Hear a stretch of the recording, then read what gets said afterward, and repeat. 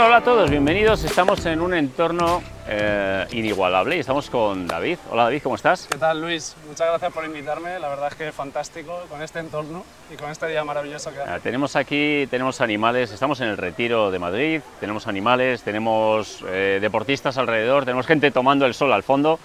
Inmejorable. Nos vamos a poner nosotros también un poquito colorados, morenos o como sea. Sí. Bueno, David, tu proyecto Neuropotencial, que está en redes, está en Spotify, está en diferentes sitios. Sí. Yo he tenido el placer, muchísimas gracias, de participar en él durante un programa en el cual hablamos pues un poco de todo lo que es la neurociencia y el deporte. Por cierto, David y yo compartimos la pasión por las neurociencias, el deporte, nuestro día a día, etcétera, ¿no? Es un poco... Sí, al final, pues un poco el tema de la neurociencia, cómo funciona nuestro cerebro y sobre todo el deporte y la neurociencia aplicada al deporte, que es un poco pues unir nuestras dos pasiones y además con la neurociencia que tiene mucha aplicación en el ámbito del deporte. Al final nos hemos encontrado por el camino, pero las bases son las mismas. Neuroperformance, que es la metodología que estoy intentando y tratando de inculcar y de implantar. Neuropotencial, que es tu programa y lo que vas a sacar adelante. Y bueno, alrededor de eso vamos construyendo cosas, vamos construyendo formación, divulgación de las neurociencias, que es un poco de lo que se trata, ¿no? Así es. Yo pues en mis entrevistas trato de encontrar profesionales o bien del sector o bien de sectores complementarios que puedan aportar a este mundo, al mundo de la salud y del rendimiento. Y fue así como te descubrí y dije, neurociencia aplicada al deporte tiene que venir claro. o sí a Neuropotencial. Es que no nos vamos a engañar, somos 4, por lo que estábamos diciendo, que al final de neurociencias no hay tanto que no sea clínico y de neurociencias y deporte muy poco. Menos todavía. Todavía estamos pues un poco con los, como yo digo a veces, David, como los psicólogos hace 30 años en el deporte, ¿no? que empezaron a aparecer, ahora ya es estándar un poco la actuación de los psicólogos y los coaches dentro del deporte, pues es lo mismo con la neurociencia, ¿no? Así es, yo creo que poco a poco este ámbito va a ir creciendo y se va a aplicar no solo al deporte, sino a la vida en general para mejorar la vida de las personas, ya que ahora mismo se aplica en el ámbito clínico, pero yo creo que los conocimientos sobre neurociencia se pueden extrapolar para mejorar la vida de las personas, para mejorar tu estilo de vida, tu salud y tu rendimiento incluso profesional o de toda índole. Entonces, no solo me gustaría reducirlo al deporte, que tiene mucha aplicación, como decimos, sino a prácticamente todo el estilo de vida de las personas. Nuestro día a día, ¿no? Como decimos a veces, las neurociencias del día a día. Estuve el año pasado trabajando en la radio con pequeñas píldoras, pequeños programas sobre los tips, desmintiendo mitos de la neurociencia, etcétera, y fue muy divertido, porque encontrabas cosas que las aplicas según vas andando por la calle, encontrabas cosas que son extremadamente avanzadas, que utiliza la NASA, pero luego realmente puedes tumbarte y ejercitarlas tú, bueno, un poco de todo. ¿Qué expectativas tienes con Neuropotencial? ¿Hacia dónde quieres ir? ¿Cómo ves su mejora? Bueno, pues para el que no lo conozca, Neuropotencial ha nacido como un podcast. Al final simplemente se trata de un podcast donde hablo de neurociencia y lo intento aplicar tanto al rendimiento como a la salud. Y también intento traer a personas, como decía antes, profesionales de distintas áreas que puedan aportar. Esto ha surgido como un podcast, pero realmente yo tengo planes ambiciosos con esto. Quiero hacer un proyecto que sirva un poco pues, para ayudar a personas a mejorar su salud y su rendimiento, que es la meta fundamental. Y de momento lo estoy haciendo, o lo estoy intentando hacer, con información divulgativa, con podcast, que yo al final, al ser muy consumidor de podcast, pues creo que es una herramienta muy buena para transmitir esta serie de mensajes. Este año he empezado ya con el Instagram, donde también subo reels de 1 minuto e intento llegar a otro público, a un público que tiene menos tiempo para dedicar a escuchar un podcast entero. Entonces, de momento ha surgido así, pero bueno, sí que en un futuro pues tengo más planes y quiero que Neuropotencial crezca y esa es mi meta principal, hacer que Neuropotencial crezca y poder ayudar cada vez a más personas y inculcar el tema este de la neurociencia, que traspase un poco las barreras estas que tiene, de que ahora mismo es una cosa muy minoritaria en España.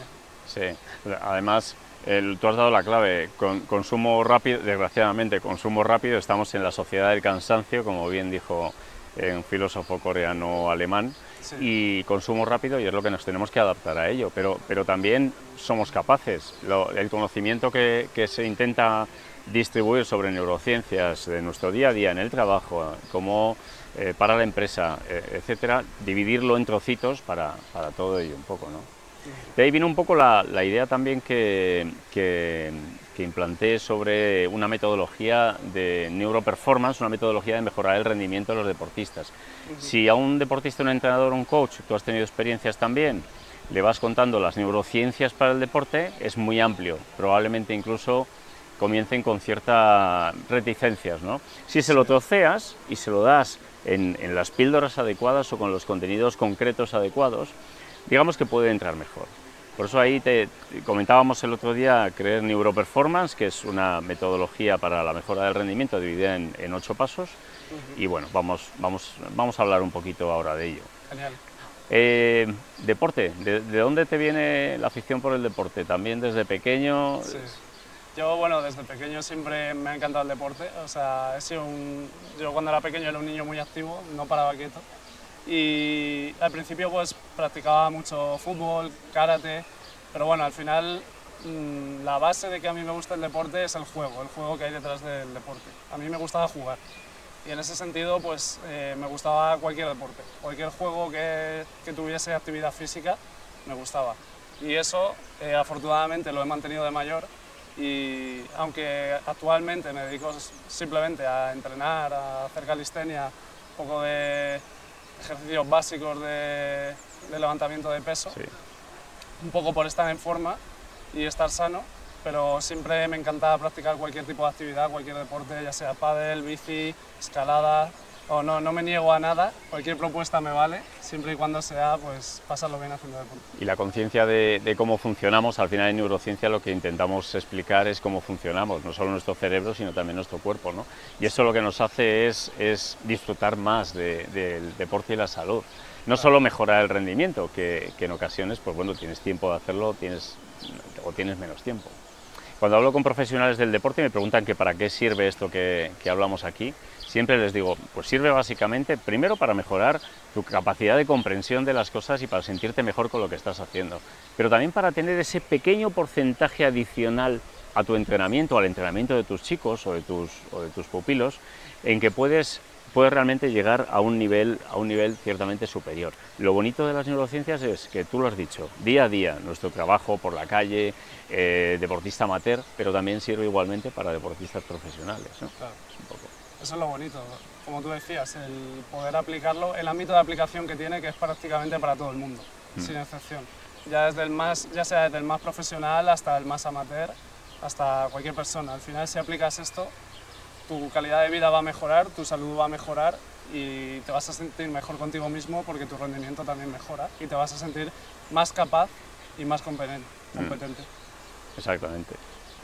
Oye, David, a mí una de las cosas que más me han gustado siempre de las neurociencias que estamos trabajando es la parte de los sentidos, el conocer cómo funcionan nuestros sentidos, ¿no? Es los 5 sentidos, más el 6º sentido que se dice a veces que es la propiocepción, no lo sé, es maravilloso cómo, entendiendo cómo tocamos, cómo olemos, cómo llega a la vista y cómo procesa nuestro cerebro las señales, pueden pasar unas cosas o pueden pasar otras, ¿no? ¿A ti qué te parece esto? No sé. Al final debemos entender que nuestra realidad, el input de nuestra realidad viene a través de nuestros sentidos. Y lo has dicho bien, tu realidad, porque Claro. es la que lo... Nosotros recogemos información a través de los 5 sentidos, o 6 si contamos la propiocepción, o 7 si contamos la interocepción, que también hay teorías que hablan de ella. Y con toda esa información que recopila nuestro cerebro, tanto del entorno como de nosotros mismos, pasando por nuestras creencias y nuestras cosas que tenemos en nuestra cabeza, se crea lo que nosotros llamamos realidad. Entonces, sabiendo que a través de esto es como se crea la realidad, pues tú fíjate la importancia que tiene que al final es nuestro medio de entrada de toda esta información. Cuando decimos sentidos a nuestros amigos, nuestros compañeros o nuestros alumnos incluso, piensan en tocar, piensan en las células que son los receptores sensitivos, etcétera, Sí. pero es que lo importante está aquí, está en el uso que des de esa información, ¿no? Claro. Información visual, 80% de todo lo que nos llega de fuera, pero el resto de sentidos es fundamental. A mí me encanta ayudar a entrenar o entrenar eliminando sentidos, es algo que me apasiona. El decir, pues ahora nos ponemos unos tapones en los oídos y no escuchamos nada, o la típica venda en los ojos. Sí. Eso para un deportista es una maravilla, es una pasada. Sí. Y al final tiene muchas aplicaciones muy específicas, por ejemplo, en el tema de los deportistas profesionales. Están, por ejemplo, las gafas estas que te van Sí. quitando la imagen, no recuerdo ahora el nombre. Estroboscópicas. Estroboscópicas, Sí, sí. te van quitando la imagen cada ciertos segundos y al final eso, por ejemplo, en un portero al que le están tirando penaltis, mejora su reflejo porque mejora la velocidad de respuesta ante menor información de estímulos. Entonces tiene que responder muy rápido con menor información. Entonces en un partido, cuando tenga más información, se supone que va a responder más rápido y su cerebro va a funcionar más rápido cuando esto pasa. El cálculo de trayectorias en el deporte, por ejemplo, en cualquier deporte, pero en el fútbol, cálculo de trayectorias, ves venir un balón y tienes que realmente calcular por dónde va a venir, ¿no? Eso es la percepción. Además, hace poco estaba trabajando en unas charlas que voy a dar en una empresa y hablábamos del framing, por ejemplo, y de los procesos de la visión que primero detectan las líneas, luego detectan los círculos, luego detectan la velocidad, luego detectan... Se hace por diferentes fases la detección de las cosas y, por ejemplo, eso es una de ellas, el ver un balón, una pelota que se te acerca, o en béisbol, me da igual, cualquier deporte. Saber a la velocidad, calcular la velocidad que va, para saber cuándo te va a llegar, cómo la tienes que dar, y que la corteza motora golpee en el momento adecuado, eso es un milagro. O sea, es como una orquesta funcionando toda la vez, ¿no? Claro. Al final es mejorar la velocidad de respuesta, como por ejemplo cuando un deportista entrena con los pitidos, cuando tiene que hacer un sprint cuando suena el pitido, al final es algo parecido. Está mejorando, está reduciendo la velocidad de respuesta y está haciendo que su cerebro sea más eficiente con la información que tiene. Sí. Y coger los estímulos de la mejor manera posible, utilizarlos de la mejor manera posible. Eso es. Yo cuando empecé a hablar de los sentidos, cuando empecé a estudiarlos, realmente aluciné con la propiocepción, tanto esterocepción, la parte externa de saber dónde estamos, de dónde está lo que tocamos, sobre todo dónde se encuentra mi brazo en un momento dado, etcétera, como la interocepción que tú has dicho, un posible séptimo sentido que es el que nos dice cómo está nuestro cuerpo por dentro, ¿no? Brutal. Porque si eres consciente de cómo funcionamos y cómo modulamos nuestras acciones en base a esa propiocepción, bueno, no sé, es como un superpoder, ¿no? Tienes control de tu propio cuerpo totalmente.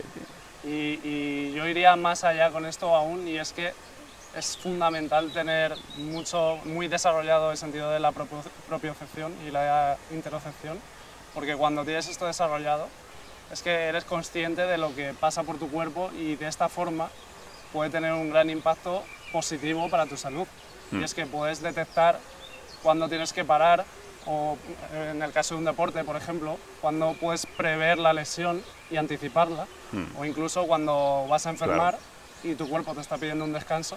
Tú ya, si escuchas mucho a tu cuerpo y tienes ese sentido desarrollado, lo puedes anticipar y mitigar de cierta manera. La propiocepción no solo es saber dónde están las partes externas de nuestro cuerpo, es poder cerrar los ojos y saber que mi brazo está aquí, etc. La propiocepción está metida dentro de los ligamentos, de los músculos.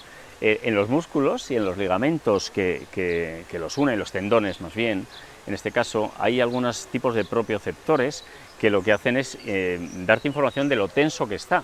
Claro. Y eso es lo que te permite hacer elasticidad o más bien estirarte de alguna manera sin llegar a romperte. Es el que te dice al cerebro, oye, que estás al límite, que ya la tensión, que ya no va para más. Y el cerebro es el que actúa sobre los músculos contrarios en este caso y no te permite estirar más de pierna, de brazo, lo que sea. Es una maravilla, es lo que controla todo, ¿no?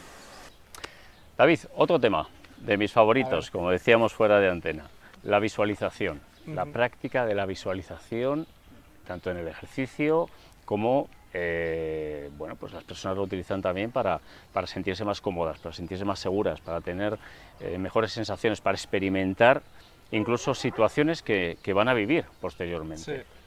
¿Cómo lo aplicarías tú? ¿Qué opinas de ello? Bueno, yo creo que la visualización es una herramienta muy potente en el tema del deporte y en cualquier ámbito que se quiera mejorar. Y yo aquí veo dos formas de aplicarlo.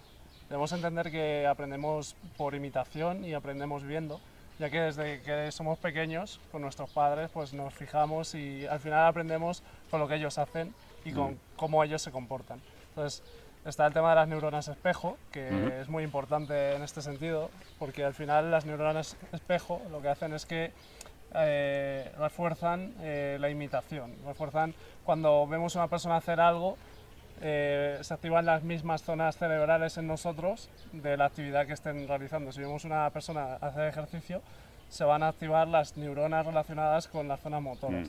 Entonces, de esta forma, si visualizamos ciertos contenidos, ciertos ejercicios, podemos mejorar luego nuestra respuesta cuando estemos en una situación similar. Nuestra capacidad de hacerlos, imitarlos conforme a como lo estamos viendo, ¿no? Eso es. El aprendizaje, pues jugar al baloncesto, o mejorar el baloncesto en la tele viendo los partidos. Sí. Tal cual. Y luego está la otra vertiente, que es la que tú comentabas de mejorar, por ejemplo, pues imagínate un deportista que tiene mucho miedo escénico y estrés ante un evento muy crucial, como puede ser una final.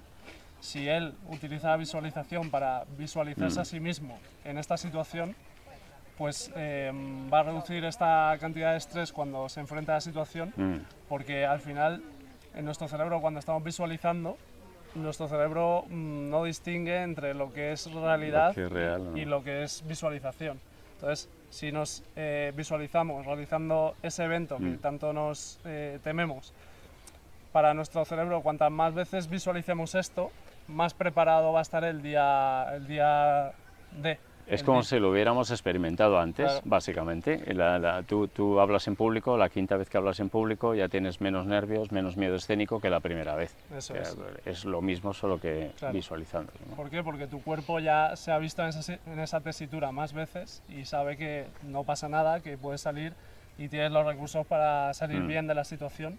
Entonces, si tú en tu mente recreas esa situación muchas veces, le estás dando esa experiencia, ese bagaje a tu cerebro que necesita para sentirse cómodo cuando esto suceda. Estás recreando a modo artificial, en cierto modo, Sí. lo que sería vivir esas finales o Claro. esas situaciones más veces, ¿no? Claro, por supuesto que no es lo mismo que si lo vivieras, porque cuando Claro, lo vives claro. tienes una variedad de detalles mucho mayor y tienes muchísima más Y información. más emociones, ¿no? Claro. El recuerdo se basa en la emoción, en la repetición, pero las emociones no son las mismas ideadas, que Claro.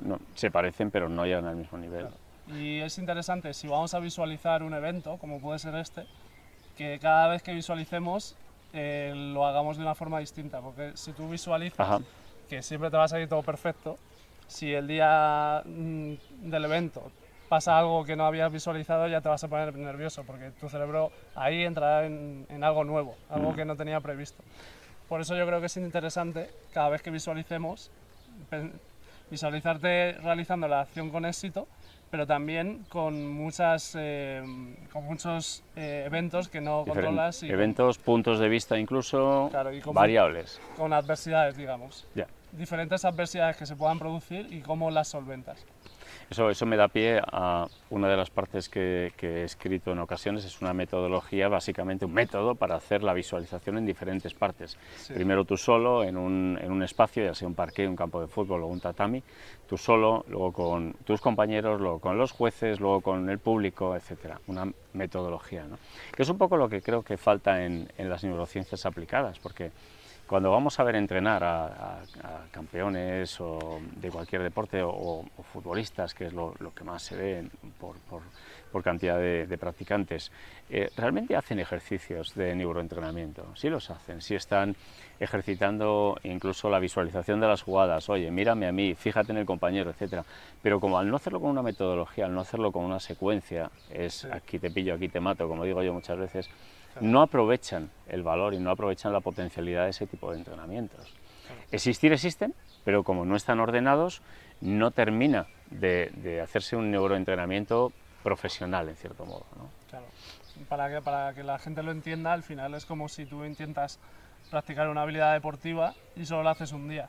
Si lo haces un día puede ser divertido, pero no vas a tener mejora en ese sentido. Sí, porque está para claro. tener mejora hace falta una metodología, una planificación Sí. y hacerlo... Igual que hacemos físicamente, si tú tienes que entrenarte en una pretemporada o la temporada completa, tienes microciclos, mesociclos y macrociclos. Claro. En la musculatura es exactamente igual, tienes que empezar con pesos pequeños, pesos más grandes, luego secuencias de series, bla, bla.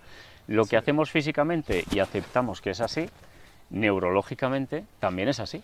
Lo que pasa es que, bueno, no sé si decir que es nuevo, pero es menos aceptado, ¿no? De cierto modo.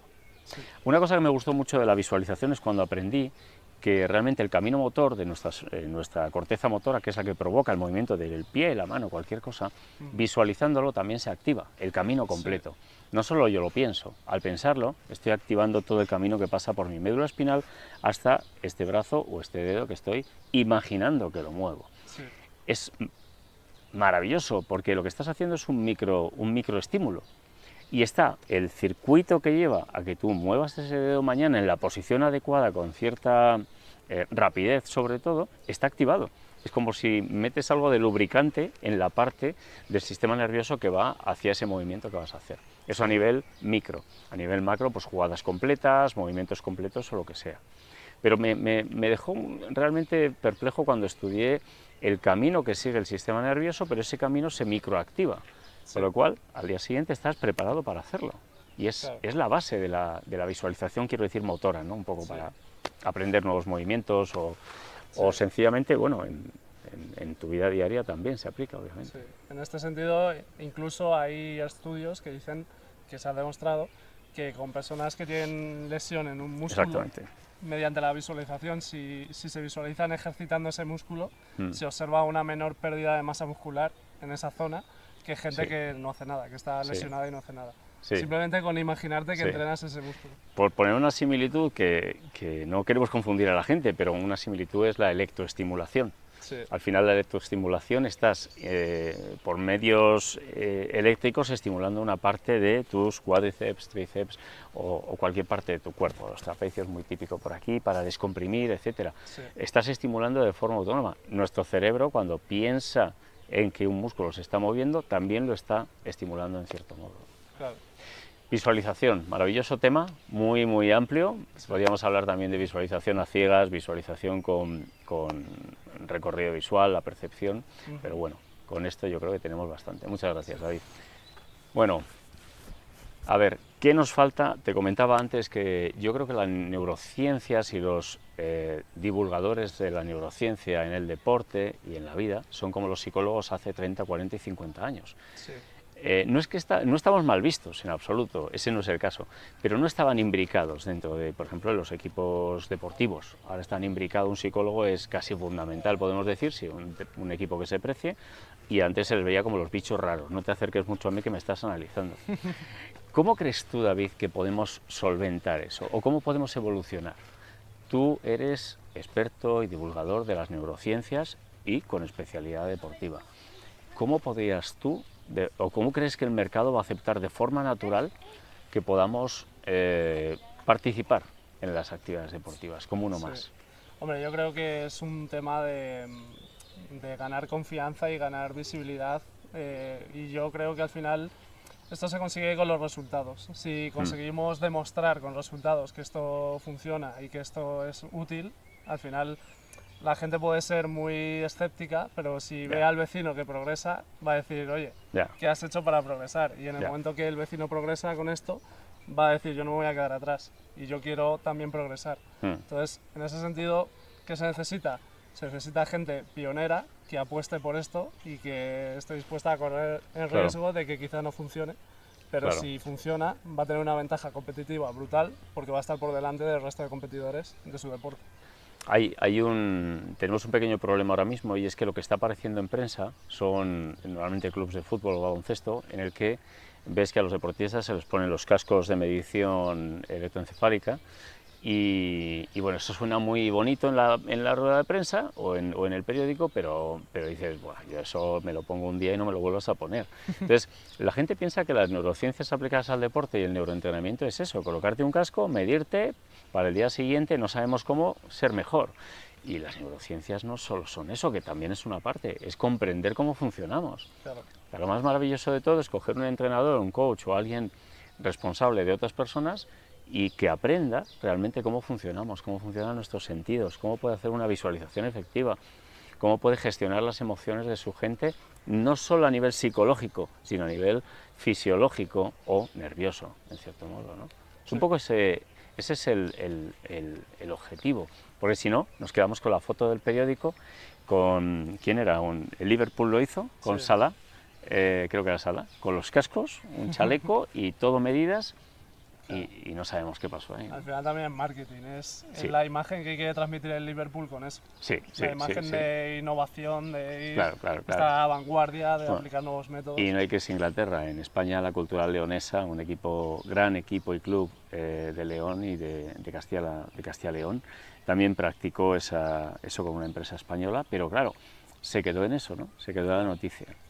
Yo no sé tú, a mí lo que estoy intentando y creo que en cierto modo consiguiendo es crear método, crear formación, divulgación y sobre todo que la gente tenga el conocimiento de cómo funcionamos para que ellos lo apliquen. Yo no soy entrenador, me voy a una grada a ver un partido y sé aspectos y detecto aspectos que mejorar, pero no soy tan ignorante como para poder decirle al entrenador tienes que colocar los conos aquí y allí, no. Hay que transmitirle con qué conceptos se puede mejorar el rendimiento de un jugador, pero los conos se los colocará él, porque además, bueno, te metes en su terreno y eso siempre escuece, ¿no? De cierto modo, no sé. Sí, al final se trata de dar herramientas para saber cómo gestionarse mejor como individuo y cómo entender mejor, si es el caso del entrenador, a sus jugadores, que al final para sacar su máximo rendimiento tiene que entenderlos y tiene que saber cómo funciona su cerebro, sus emociones y demás para transmitir de manera efectiva.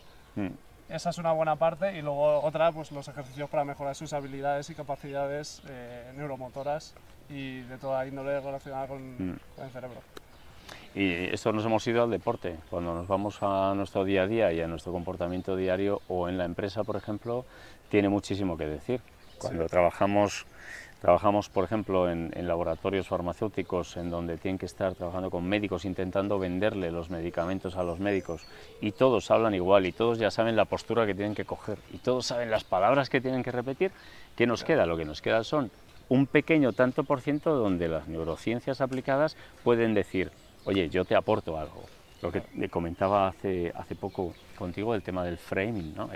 Lo que hay alrededor de tu producto. Nuestra captación se centra más en algo que no está rodeado de temas que nos distorsionen. Captamos mejor las formas simples que las formas complejas. Los pintores ya sabían eso hace muchísimos años. Pues eso es neurociencia, eso es saber cómo percibimos las cosas. Y bueno, es aplicable a la empresa también igualmente. Sí, claro. Esto se aplica mucho con el neuromarketing y al final... Exactamente. Al final ahí hay dinero. En el tema del neuromarketing hay dinero, por eso donde más está aplicada la neurociencia fuera del entorno clínico es en el marketing. ¿Por qué? Porque ahí sí que se demuestra que vende más y ahí sí que se apuesta por esto. Además, es que realmente te vas a buscar un máster o cursos de neuromarketing y neuroeconomía y encuentras, buscas neurociencia, por ejemplo, para el deporte y te tienes que ir o a los cursos que tengo yo, aprender con neuropotencial o a Argentina en la Universidad de Gran Rosario y hay pocas posibilidades porque claro, lo que hay detrás, la parte económica no es tan relevante, ¿no? En principio. Otro tema más, David, que no por conocido es menos interesante cuando lo tocamos desde un punto de vista neurológico, como son las emociones, la gestión de emociones. Ya los psicólogos nos han identificado las emociones básicas, los sentimientos, la diferencia entre una emoción y un sentimiento. ¿Qué aportamos nuevo nosotros como divulgadores de las neurociencias a la gestión de emociones? Bueno, pues al final la neurociencia lo que te dice es la respuesta fisiológica del cuerpo cuando está experimentando una emoción. Pues por ejemplo con el miedo existe la elevación del cortisol porque está detectando un posible riesgo, una amenaza para la supervivencia el cerebro, y entonces te pone en ese estado de alerta para combatirlo. Entonces al final la neurociencia lo que aporta sobre esto, sobre las emociones, es saber qué hay más allá, qué hay por dentro, qué está pasando, qué está sucediendo, y teniendo ese conocimiento, pues nosotros podemos trabajarlo. De esto creo que tú me puedes hablar más, Luis, que... No, bueno, hablamos ambos. Al final es verdad que nos hemos especializado un poco en ver las cosas desde otro punto de vista. Sí.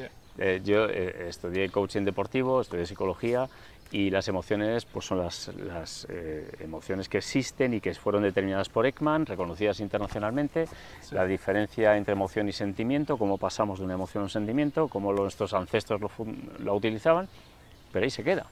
Y luego nos vamos ya a psicoanálisis, coaching, etc. Nosotros yo creo que conseguimos darle un punto de vista diferente. Como tú has dicho, el fisiológico, por ejemplo. Una emoción se puede concebir y se puede percibir antes en nuestro cuerpo que en nuestro cerebro pensante, en nuestra corteza cerebral. Eso está demostrado, eso ha hablado mucho Antonio Damasio, que es el principal neurocientífico a nivel mundial en cuanto al estudio de las emociones, y nosotros lo que aportamos es a entender cómo funcionamos y lo que está pasando aquí dentro, ¿no? Y por qué sudamos cuando tenemos que hablar en público la primera vez, pero sudamos menos la quinta vez. Claro. Es muy importante. Esta misma charla que tenemos, pues tú lo has hecho muchísimas veces, yo lo he hecho muchísimas veces, y el nerviosismo es, vamos a decirlo, bajo, mínimo, simplemente para estar preocupados que la cámara funcione, que el audio funcione, pero no hay esa preocupación. ¿Por qué? Por los efectos de nuestra memoria, de experiencias pasadas que tenemos ya grabadas, que nuestro cuerpo tiene grabado. Iría mucho a la interacción entre el cuerpo y el cerebro o encéfalo, en el que el cuerpo dicta también cómo tienes que comportarte, ¿no? Es un tema muy bonito, aparte de este, que podemos abordar también, que es cómo el cuerpo manda sobre nuestro cerebro, o cómo el cuerpo engaña o puede engañar a nuestro cerebro. Claro. Pero bueno, terminando con las emociones, efectivamente lo que aportamos es ese otro punto de vista, y lo que hace, no sé si estás de acuerdo, seguro que sí, es complementar el conocimiento de la gente. Sí, eso es. Y al final el tema de las emociones es un tema básico porque yo creo que es uno de los principales problemas de nuestra sociedad, que no nos han enseñado desde pequeños a gestionar nuestras emociones, siendo algo súper básico, siendo algo vital en nuestra vida. Pues a lo mejor nos han enseñado los afluentes de cierto río, pero no a gestionar tus emociones. No hay clase de gestión de emociones en el colegio. Aunque creo que está cambiando, creo que esto cada vez se ve más en los colegios y más. Y creo que es una tendencia muy positiva, pero al final ser un adulto y no saber cómo identificar tus propias emociones y gestionarlas es algo preocupante. Yo creo que estamos haciendo lo que tenemos que hacer y poniendo nuestro granito de arena para que se conozcan cada vez mejor y cada vez tengamos más información sobre cómo funcionamos, ¿no? Eso es. Pues nada, muchas gracias. Emociones fundamentales. Muchas gracias, Luis. Muchas gracias, David.